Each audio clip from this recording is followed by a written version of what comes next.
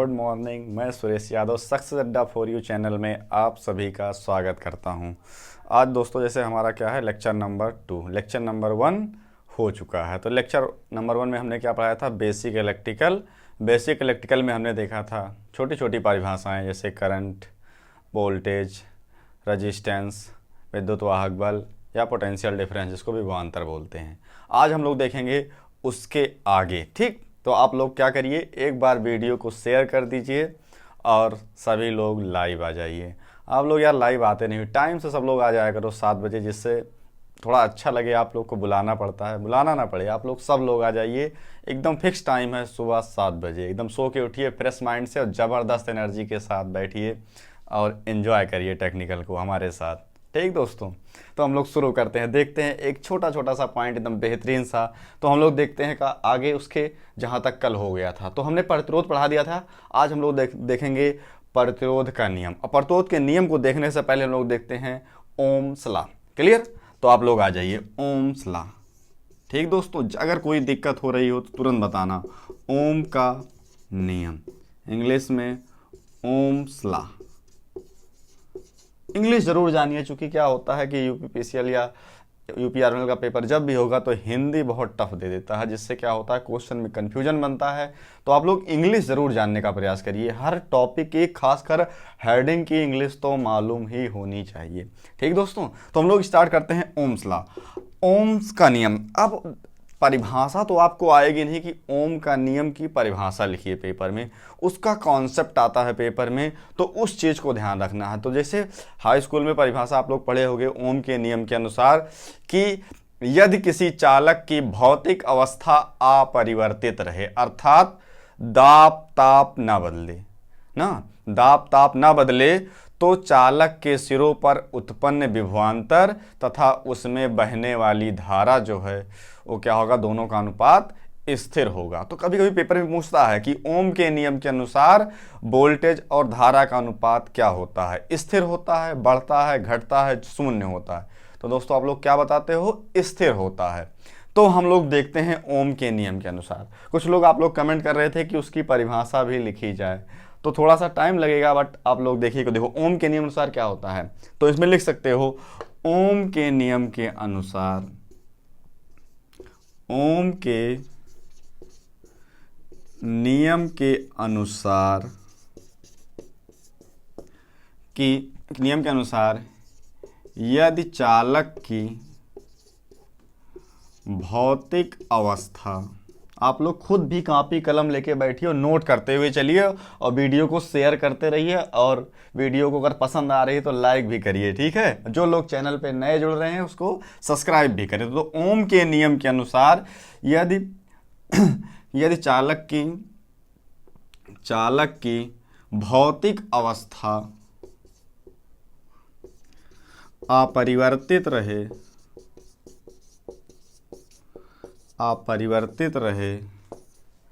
तो चालक के सिरों पर उत्पन्न विभवांतर,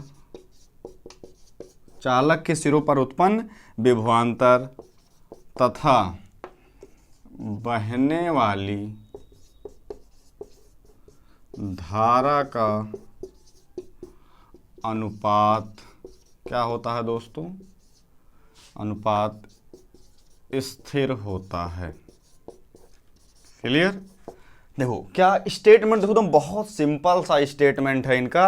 इन्होंने कहा ओम के नियम के अनुसार यदि कोई चालक है उसकी भौतिक अवस्था अपरिवर्तित रहे। अपरिवर्तित कहने का मतलब कि उसका दाब ताप ना बदले, तो उस चालक के सिरों पर उत्पन्न विभवांतर तथा उसमें बहने वाली धारा का जो अनुपात होगा वो क्या होगा दोस्तों, स्थिर होगा। क्या होगा? स्थिर होगा।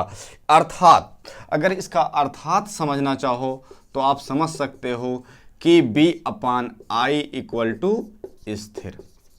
ठीक, यही पूछता है पेपर में कि ओम के नियम के अनुसार वोल्टेज और धारा का अनुपात क्या होता है, तो स्थिर होता है।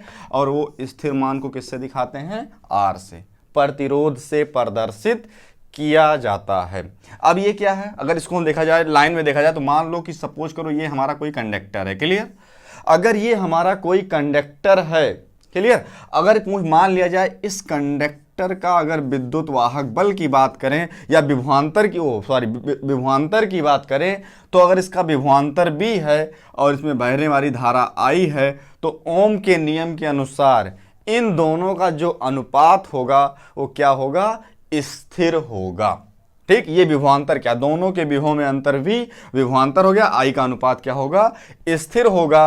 अगर और आप लोग इसका स्क्रीनशॉट ले लीजिए या नोट कर लीजिए, हम लोग आगे देखते हैं। इसके ओम के नियम में बहुत सारे इंपॉर्टेंट पॉइंट है, हर पॉइंट हम लोग दिखाएंगे, ठीक है। तो स्क्रीनशॉट हो गया होगा, हम लोग चलते हैं आगे देखते हैं।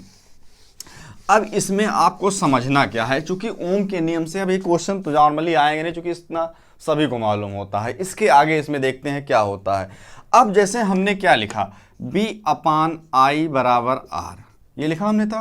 अब अगर बात करें B बराबर IR, ये पेपर में आ सकता है। ओम के नियम अनुसार क्या होता है, B बराबर IR। पहला तो ये आ सकता है, ये स्थिर मान भी लिख देता है। देखो क्वेश्चन कितने तरह से बन सकते हैं। अगला क्वेश्चन ये बन सकता है कि B प्रोपोर्शनल I, ये भी बन सकता है कि नहीं, आप लोग कमेंट करिए। ये भी बन सकता है ना। अब ओम के नियम के अनुसार यदि वोल्टेज, ये मान लो सपोज करो हमारा वोल्टेज है, ये धारा है, क्लियर। तो ओम के नियम के अनुसार यदि वोल्टेज और धारा के बीच कोई वक्र खींचा जाए या ग्राफ खींचा जाए तो क्या आएगा। तो आप लोग देखिए, ये हमारा वोल्टेज है, ये धारा है, B प्रोपोर्शनल I, इसका मतलब ये इसके समानुपाती है। इसका दोनों ये बढ़ेगा तो ये भी समान रूप से बढ़ेगा। अगर पूछा जाए वोल्टेज क्या है, सोर्स है, उसका इफेक्ट क्या है, प्रभाव क्या है, करंट है। तो देखा जाए अगर ओम के नियम के अनुसार वोल्टेज और धारा के बीच ग्राफ खींचा जाए तो हमें एक सीधी रेखा मिलती है, या कह सकते हो सरल रेखा। हाँ दोस्तों, कौन सी रेखा, सरल रेखा, एकदम सीधी रेखा मिलेगी, एकदम जिसपे कोई भी झुकाव उकाव नहीं होगा, एकदम स्ट्रेट लाइन मिलेगी। बात समझ में आई, सीधी रेखा मिलती है। अब सीधी रेखा मिलती है, इस रेखा को हम लोग दिखा देते हैं R से। चूंकि B और I का अनुपात है, ये हमेशा क्या होगा, कांस्टेंट होगा। जब भी B, चाहे जिस पॉइंट पे आप चाहे इस पॉइंट पे B और I का अनुपात देखोगे तब मिलेगा, यहाँ पे देखोगे, यहाँ पे, इन सारे हर पॉइंट पे धारा वोल्टेज एक दूसरे के साथ बदल रहे हैं। और इनको जब मिलाते हुए पॉइंट खींचोगे तो हमें एक स्ट्रेट लाइन मिलेगी। तो इसीलिए हम लोग कहते हैं कि अगर ओम के नियम के अनुसार वोल्टेज और धारा के बीच कोई वक्र खींचा जाए तो हमें क्या मिलती है, स्ट्रेट लाइन। क्लियर दोस्तों। अब अगला क्वेश्चन क्या बनता है ओम के नियम के अनुसार, अगला क्वेश्चन ये बनता है कि ओम का नियम लागू कहाँ कहाँ पे होता है ना दोस्तों। अगला नियम ये बनता है कि ओम का नियम लागू कहाँ कहाँ पे होता है। तो हम लोग जानते हैं ओम का नियम जो होता है वो AC और DC दोनों प्रकार के परिपथों पे लागू होता है ना। ओम का नियम चाहे हमारा AC परिपथ हो चाहे DC परिपथ हो, दोनों प्रकार के परिपथों पे लागू होता है। अगर बात किया जाए DC परिपथ की तो B बराबर हमने IR पढ़ाया ही है। अगर AC परिपथ की बात करोगे तो B बराबर IZ हो जाता है। क्या हो जाता है दोस्तों, B बराबर IZ हो जाता है। और जहां पे अगर कोई बात करे Z क्या है तो Z बराबर इम्पीडेंस। क्या है दोस्तों, इम्पीडेंस, जिसको पता होगा अगर हिंदी क्या होती है, प्रतिबाधा ना। तो प्रतिबाधा क्या होती है, इसको हम लोग आगे नेक्स्ट टॉपिक में देखेंगे। अगर जनरली बात करोगे तो ये RLC का कॉम्बिनेशन होता है। RL, चूंकि हम जब AC परिपथ पढ़ते हैं तो उसमें जो RLC परिपथ होता है उसका संपूर्ण जो योग होता है, जो भी निकाला जाए वो क्या कहलाती है, प्रतिबाधा कहलाती है। तो हम लोग AC परिपथ में प्रतिबाधा को बहुत अच्छे से देखेंगे। तो यहाँ से ये क्लियर हो गया हमारा AC और DC दोनों प्रकार के परिपथों पे लागू होगा ओम के नियम के अनुसार। और हम लोग थोड़ा सा और पॉइंट देखते हैं इसमें ओम के नियम में, जिसको इसको नोट करना हो नोट कर लो, आगे चलते हैं हम लोग, ठीक है। चलो ओम के नियम में हम कुछ पॉइंट्स और देख लेते हैं कि ओम का नियम लागू कहाँ पे होगा ना। ओम का नियम कभी भी अर्धचालक पे लागू नहीं होगा ना। इलेक्ट्रोलाइट पे लागू नहीं होगा, वैक्यूम ट्यूब पे लागू नहीं होगा। ओम का नियम उसी परिपथ पे लागू होता है, और या जिस परिपथ पे ओम का नियम लागू हो जाता है वो सारे परिपथ कैसे होते हैं, रेखीय होते हैं, लीनियर। इसका मतलब ओम का नियम रेखीय परिपथों पे ही लागू होता है, या फिर जो भी परिपथ ओम का नियम का पालन करेंगे वो हमेशा कैसे होंगे, रेखीय होंगे। क्लियर? तो इसका मतलब रेखीय का मतलब ये होता है कि रेखीय परिपथ वह परिपथ होता है जो समय के साथ अपना कैरेक्टर चेंज नहीं करता है। ऐसा ना हो कि उसमें धारा की डायरेक्शन समय के साथ बदले तो उस एलिमेंट का कैरेक्टर बदल जाए या उसका अभिलक्षण बदल जाए। समय के साथ अगर उस एलिमेंट का अभिलक्षण नहीं बदल रहा है तो वो लीनियर है, अदरवाइज वो क्या है, नॉन लीनियर है। इसका मतलब जो कैरेक्टर अपना ना बदले उसी पे ओम का नियम लागू होगा। इसका मतलब जितने भी हमारे लीनियर एलिमेंट हैं सभी पे लग जाएगा। अर्धचालक हमारे क्या होते हैं, जैसे डायोड हो गए, ये सब क्या है, नॉन लीनियर एलिमेंट हैं, इसीलिए इस पे ओम का नियम का पालन नहीं होगा। तो दोस्तों बताओ समझ में आ रहा है कि नहीं? एकदम ज़बरदस्त समझ में आना चाहिए। जिसको भी कोई दिक्कत हो आप लोग कमेंट जरूर करें, कमेंट सेक्शन में आप लोग कमेंट करिए कि ये चीज़ें अभी कमियां हैं, इसको और अच्छे से किया जाए ना, जिससे चीज़ें अच्छी होती चली जाएं। कोई भी फॉल्ट नहीं, जैसे ऑफलाइन क्लास थी वैसे ही ऑनलाइन रहेगी। बस आप लोग को शेयर करना है और ज़्यादा से ज़्यादा लोग को सब्सक्राइब करना है, और वीडियो अच्छी लगी तो लाइक करना है, और चैनल को जरूर सब्सक्राइब करो, और बेल आइकन की बटन को जरूर ऑन करना, जिससे क्या हो, नोटिफिकेशन पहुंच जाए। अगर नोटिफिकेशन बाय मिस्टेक नहीं जाता है तो आप लोग सुबह 7 बजे लाइव आइएगा, आप लोग को क्लास जरूर मिलेगी। ठीक है? चैनल का नाम सबको पता ही है, सक्सेस अड्डा फॉर यू। तो आप लोग शेयर करिए, जल्दी जल्दी इसको सब्सक्राइब करते रहिए। ठीक दोस्तों? तो ओम के नियम हो गया। कोई दिक्कत होगी तो आप लोग कमेंट करिएगा, बता देंगे नेक्स्ट वीडियो में। चलते हैं हम लोग आगे हम लोग अगला पॉइंट जो लेते हैं वो आता है, हमने प्रतिरोध पढ़ाया था, प्रतिरोध का नियम दिखा देते हैं आप लोग को थोड़ा सा। क्या दोस्तों? प्रतिरोध का नियम, लॉ ऑफ रेजिस्टेंस। तो आप लोग बताइए प्रतिरोध का नियम क्या है। अब प्रतिरोध का नियम जानने से पहले आपको यह जानना है कि प्रतिरोध का नियम लागू किस पे होगा ना।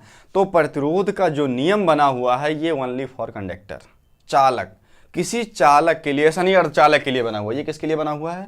प्रतिरोध का जो नियम है ये ओनली फॉर कंडक्टर, चालक के लिए ही बनाया गया है।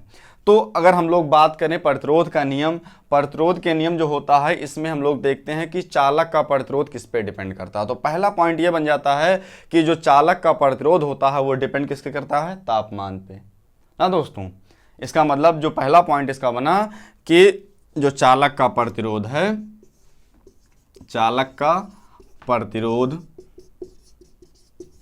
किस पे डिपेंड कर रहा है? तापमान पे डिपेंड करता है, तापमान पर निर्भर करता है, निर्भर करता है। इसका मतलब क्या हुआ? इसका मतलब ये हुआ कि अगर कोई चालक है, अगर चालक है, अगर उसका तापमान बढ़ा रहे हो तो प्रतिरोध बढ़ जाएगा ना, अगर उसमें तापमान कम कर रहे हो तो प्रतिरोध घट जाएगा। इसका मतलब क्या हुआ कि जब भी कोई चालक पदार्थ लेगा, अगर टेम्परेचर उसका राइज हो गया, बढ़ गया, तो उसकी प्रतिरोध क्या हो जाएगा? इंक्रीज हो जाएगा। अगर बात करें दूसरा प्रतिरोध के नियम में दूसरा पॉइंट क्या है, तो किसी चालक का जो प्रतिरोध होता है वो क्या होता है? लंबाई के सीधे समानुपाती होता है। दूसरा स्टेटमेंट इनका क्या है कि किसी चालक का जो प्रतिरोध होगा वो चालक की लंबाई के सीधे समानुपाती होगा। और जब कोई प्रतिरोध चालक की लंबाई के सीधे समानुपाती हो गया, इसका मतलब ये हुआ कि जब चालक की लंबाई बढ़ेगी तो प्रतिरोध बढ़ेगा, और जब लंबाई घटेगी तो प्रतिरोध घटेगा। इसका मतलब ये इसके समानुपाती है। क्लियर? ये हो गया इसका दूसरा स्टेटमेंट। अब हम लोग देखते हैं इसका तीसरा स्टेटमेंट क्या है। इनका तीसरा स्टेटमेंट ये है कि जो किसी चालक का जो प्रतिरोध होता है दोस्तों वो क्या होता है?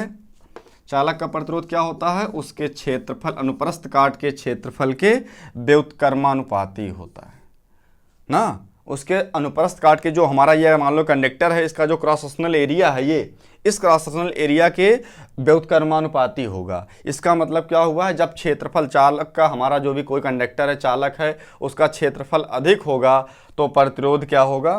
कम होगा, और क्षेत्रफल कम होगा तो प्रतिरोध बढ़ेगा। जैसे ये अगर डिक्रीज हो रहा है तो ये प्रतिरोध इंक्रीज हो जाएगा। क्लियर?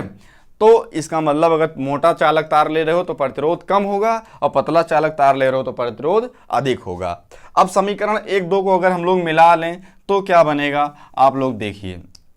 अगर 1-2 को मिलाया जाए, इक्वेशन फर्स्ट एंड सेकंड मिलाओ तो क्या मिलेगा, R प्रोपोर्शनल L अपान ए, या फिर R बराबर, इसको हटाओ समानुपाती, एक नियतांक आएगा रो L अपान ए। ये वेरी इंपॉर्टेंट फार्मूला है प्रतिरोध के नियम में।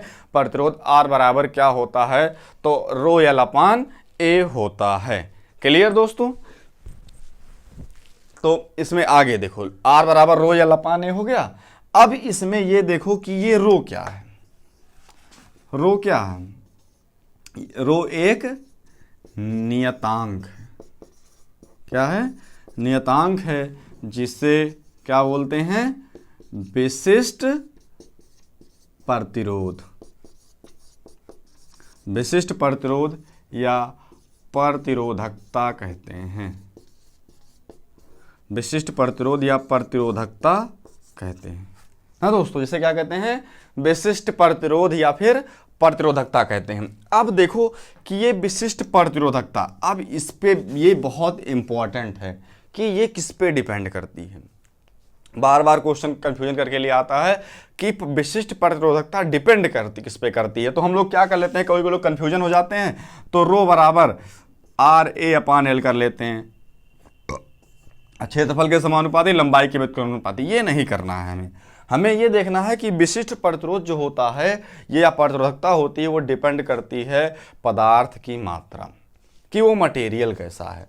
कोई भी पदार्थ, अगर जो भी पदार्थ, किसी भी पदार्थ के लिए जो उसकी प्रतिरोधकता होती है वो फिक्स हो जाती है, वो बदलती नहीं है। उसकी चाहे लंबाई चेंज करो, चाहे उसका क्षेत्रफल बदलो, उसकी प्रतिरोधकता पे कोई प्रभाव नहीं पड़ता है। बट अगर टेम्परेचर या दाब चेंज करोगे तो प्रतिरोधकता थोड़ा बहुत चेंज हो जाती है ना। अगर उसका तापमान या फिर दाब चेंज करोगे तो प्रतिरोधकता चेंज हो जाती है। अदरवाइज जो प्रतिरोधकता डिपेंड करती है सबसे ज़्यादा, वो पदार्थ की मात्रा पे डिपेंड करती है। कोई कंफ्यूजन?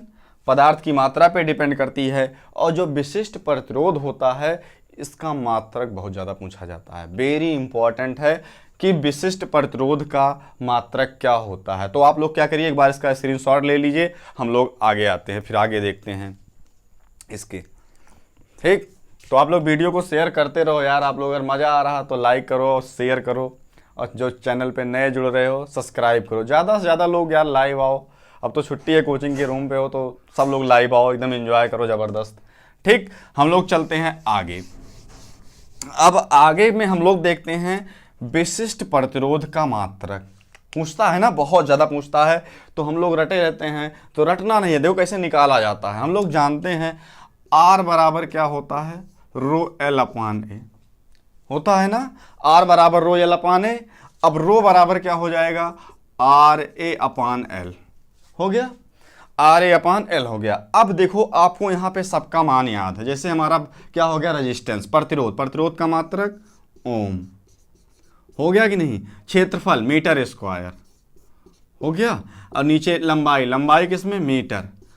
अब देखो ये मीटर स्क्वायर है, ये मीटर है, एक मीटर कट जाएगा तो रो बराबर क्या आ गया दोस्तों, ओम मीटर आ गया कि नहीं।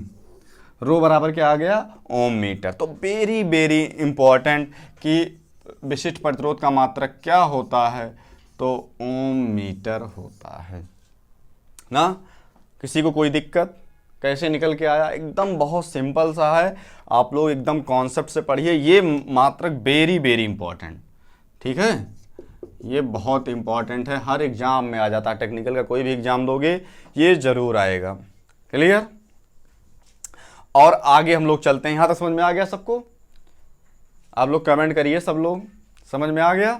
चलिए, समझ में आ गया तो हम लोग चलते हैं आगे। आगे हम आप लोग को पढ़ा रहे थे, इसके बाद इसके नियम के बाद हमने पढ़ाया था चालकता ना। चालकता में हमने क्या पढ़ाया था आपको, चालकता में हमने आपको पढ़ाया था कि चालकता क्या होती है, प्रतिरोध का उल्टा होती है, या चालकता किसी पदार्थ का वह गुण होता है जो अपने अंदर से धारा प्रवाह में सहायक होता है। तो हमने देखो वहाँ पे निकाला क्या था, G बराबर 1/R, यही तो निकाला था दोस्तों, G बराबर 1/R ये निकला था। अब हम लोग ये देख रहे हैं तो G बराबर आया क्या था, R बराबर रो L/A, अभी हमने प्रूफ किया कि नहीं। अब यहाँ पे अगर हम लोग बात करें G बराबर तो 1/रो A/L, होगा कि नहीं, होगा ना। इसका मतलब अगर G बराबर लिखा जाए तो 1/रो बराबर क्या हो जाता है, sigma A/L, very very important ना। अगर बात करें G चालकता है तो इसका मात्रक क्या हो जाएगा, महो या फिर साइमन, कोई दिक्कत। अब बात करें ये क्या है, ये क्या है, अगर इसकी बात करें तो ये क्या है, सिग्मा, स्मॉल सिग्मा है, जिसको हम लोग क्या बोलते हैं, विशिष्ट चालकता, विशिष्ट चालकता। आप लोग नोट करते हुए जरूर चलिएगा, कहानी तरह सुनिएगा मत, नोट करते रहेंगे थोड़ा बहुत ना, चीज़ें बहुत काम में आने वाली हैं। बस आप लोग इसको धीरे धीरे सब कुछ नोट करते हुए बिंदास पढ़िएगा। अब देखो इसका मतलब चालकता किस पे डिपेंड कर रही है, क्षेत्रफल पे, क्षेत्रफल बढ़ेगा चालकता बढ़ जाएगी, लंबाई इसकी बढ़ा दोगे चालकता घट जाएगी ना, क्योंकि जब लंबाई बढ़ाओगे तो क्या होगा, प्रतिरोध बढ़ेगा, और प्रतिरोध बढ़ेगा चालकता घट जाएगी, क्योंकि उसके व्युत्क्रमानुपाती है। अब देखो इतना तो समझ में आ गया, तो नॉर्मल था। अब इसके बाद इसका मात्रक वेरी इंपॉर्टेंट, विशिष्ट चालकता का मात्रक क्या होता है ना। विशिष्ट चालकता का मात्रक अगर निकालना हो, देखो क्या करोगे, रो बराबर G/A। अब देखो क्या होगा, G क्या है, चालकता, चालकता का मात्रक महो, फिर लंबाई मीटर, क्षेत्रफल मीटर स्क्वायर। अब 1 मीटर से मीटर कट जाएगा तो क्या आ गया, महो प्रति मीटर आ गया ना। इसका मतलब विशिष्ट चालकता का जो मात्रक होगा दोस्तों वो क्या होगा, महो प्रति मीटर। समझ में आया क्या होगा विशिष्ट चालकता का मात्रक, महो प्रति मीटर। और महो प्रति मीटर, या फिर इसका एक मात्रक और होता है, साइमन प्रति मीटर। दोस्तों क्या होगा, साइमन प्रति मीटर होता है। आप लोग इसको जरूर याद रखना, ये दोनों मात्रक, चाहे आप विशिष्ट चालकता की बात करोगे या विशिष्ट प्रतिरोध की बात करोगे, दोनों मात्रक वेरी वेरी इंपॉर्टेंट है। कैसे निकाला गया ये चीज़ भी आपको याद रखना है, ठीक। अब देखो इसमें, इसको आप लोग स्क्रीनशॉट ले लीजिए, हम लोग आगे चलते हैं फिर इसके। मज़ा आ रहा है क्लास में, समझ में आ रहा है सबको, कमेंट जरूर किया करो। आप लोग यार कंजूसी करते हो कमेंट करने में, बताने में, बताया जरूर करो, ठीक है। और चैनल को जल्दी जल्दी सब्सक्राइब करो, जिससे क्लास लाइव हो जाए, चूँकि अभी प्रीमियर लगा के लाइव किया जा रहा है। वैसे लाइव हो जाएगा तो जब आप लोग कमेंट करोगे तो हम डायरेक्ट देखेंगे यहाँ से, तो और अच्छा हो जाएगा। तो ज़्यादा चैनल्स को सब्सक्राइब करो, शेयर करो। आप लोग शेयर नहीं करते हो यार, क्यों कंजूसी कर रहे हो शेयर करने में, एकदम ज़बरदस्त बताया जा रहा। कोई दिक्कत हो तो बताओ। चलो आगे चलते हैं, हो गया। चलो देखो, अब हमने आपको क्या बताया, एक चीज़ समझो, हमने आपको बताया कि जो 1/रो था इसके स्थान पे हमने लिया सिग्मा। अब देखो क्वेश्चन ये भी आ रहा है कि पूछ लेता है विशिष्ट प्रतिरोध और विशिष्ट चालकता में क्या संबंध होता है ना।